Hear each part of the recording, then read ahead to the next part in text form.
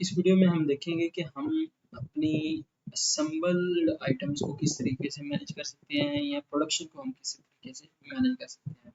तो उसके लिए मैं आपको एक एक्सेल में बताता हूँ।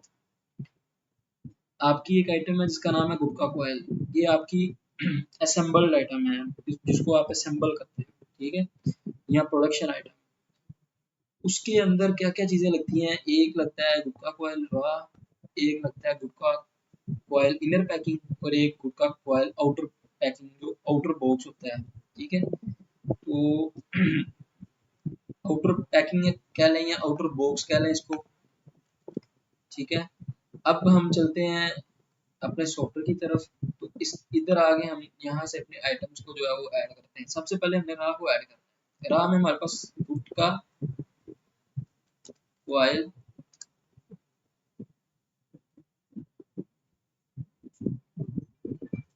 रॉ आइटम आ जाएगी, ठीक है। ये वो आइटम है जो बेसिकली आप चाइना से परचेज करते हो या लोकली मार्केट से परचेज करते हो, जिसकी फिर आप असेंबलिंग करते हो, ठीक है जी। अब यहाँ पर लाइन आइटम में आएगा रॉ आइटम, और कंपनी में आप जिस बंदे से आपने लिया उसका नाम ले लें। लेट्स सी आप, मैं कहता हूँ लोकल, कह देता हूँ लोकल परचेज है या लोकल माल है, ठीक है। और कैटेगरी में लिख देता हूँ जी ये इंजन आइटम है या जो भी इलेक्ट्रिक आइटम है, इलेक्ट्रिक पार्ट्स, ठीक है जी। उसके बाद यहाँ पर परचेजिंग आ जाती है। लेट्स से ये आप 550 रुपये का लेते हो और बेचते, अगर आप ओपन बेचते हो इसको, ये चूंकि बगैर पैकिंग के भी आप बेच सकते हो, ये आप लेट्स से आप 600 का बेचते हो, तो इसको मैं कर देता हूँ सेव। वैसे जो सिंपल आइटम होती है, आइटम होती है बगैर पैकिंग के, अगर आप सेल करते हो ठीक है, नहीं करते तो कोई मसला नहीं, सेल रेट डालने की कोई जरूरत नहीं। उसके बाद अब आप ऐड करोगे अपनी ये वाली आइटम्स, ये इनर पैकिंग और आउटर बॉक्स को। उसके लिए आप यहाँ पर आओगे, यहाँ पर आके आपने यहाँ पे लिखना है जी गुटखा कॉइल इनर पैकिंग। जो इनर शेपर होता है ना, मैं उसकी बात कर रहा हूँ, या कुछ भी कह लें कि आपके इस आइटम को बनाने के पीछे क्या क्या लगता है। उसके बाद आपने यहाँ से ले लेना, ये आपकी पैकिंग मटेरियल आइटम है, और उसके बाद यहाँ पर कंपनी भी ये लोकल है और कैटेगरी में सिंपल पैकिंग लिख दीजिएगा। उसके बाद यहाँ पर इसका रेट आ जाता है, ये मिसाल को 1 रुपये का एक है या 2 रुपये का, अपने हिसाब से आप उसको मैच कर सकते हो। इसको कर दिया सेव। सेव करने के बाद इसके बाद हमारी बारी आ जाती है आउटर बॉक्स की, इसकी। उसके लिए आपने इधर आया ना गुटखा कॉइल आउटर बॉक्स।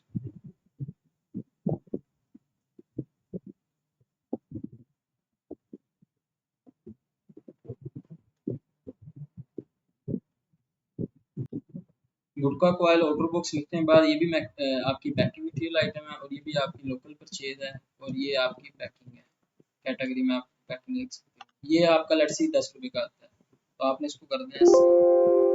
अब ये तीनों आइटम मिलके आपकी एक फाइनल प्रोडक्टिव आइटम या असेंबल आइटम बनाते हैं, जिसको हम फिनिश आइटम भी कह सकते हैं, असेंबल आइटम भी कह सकते हैं, जिसका नाम है गुटखा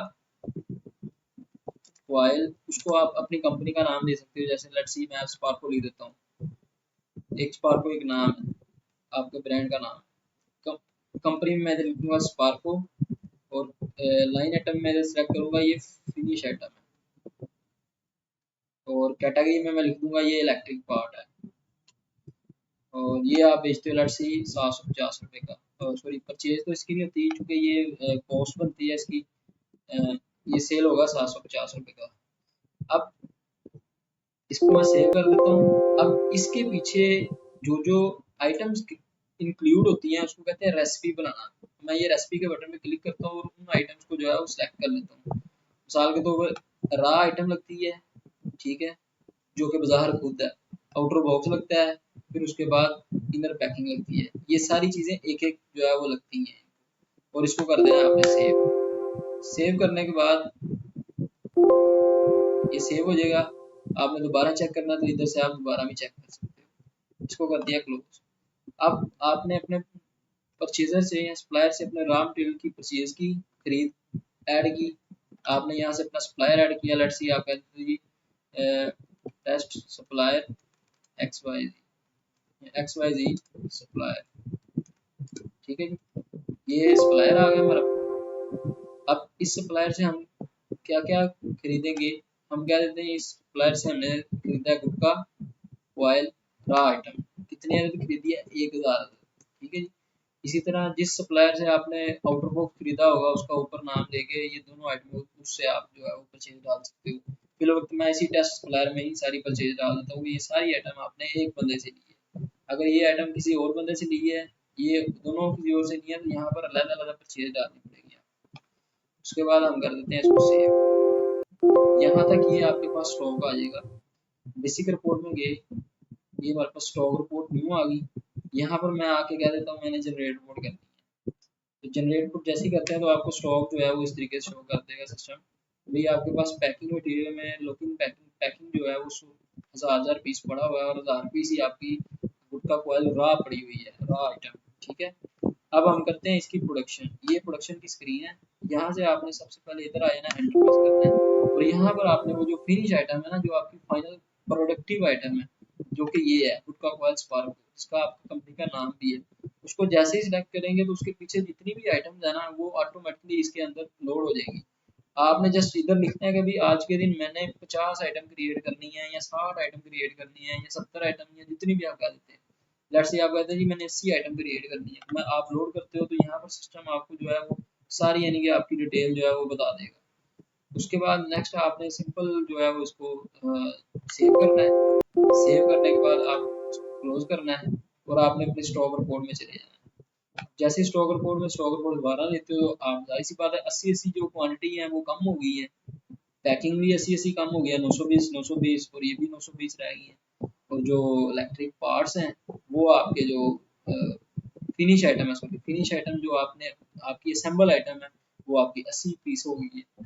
तो कहने का मकसद ये है कि इस तरीके से आप क्या करोगे, प्रोडक्शन की पूरा जो साइकिल है उसको आप जो है वो चलाओगे। तो सबसे पहले रॉ आइटम ऐड होती हैं, फिर पैकिंग आइटम्स ऐड होती हैं, फिर फाइनल आइटम ऐड होती है जिसको हम असेंबल आइटम या फिनिश आइटम भी कहते हैं, और फिर उसकी परचेजिंग होती है, और फिर यहाँ से उसकी प्रोडक्शन होती है। और ये सिंपल से स्टेप है, आपने इनको फॉलो करना है, और ये आपका जो है किसी भी आइटम की प्रोडक्शन करनी है आपने, या किसी भी आइटम की असेंबलिंग करनी है, इसी तरीके से। ओके।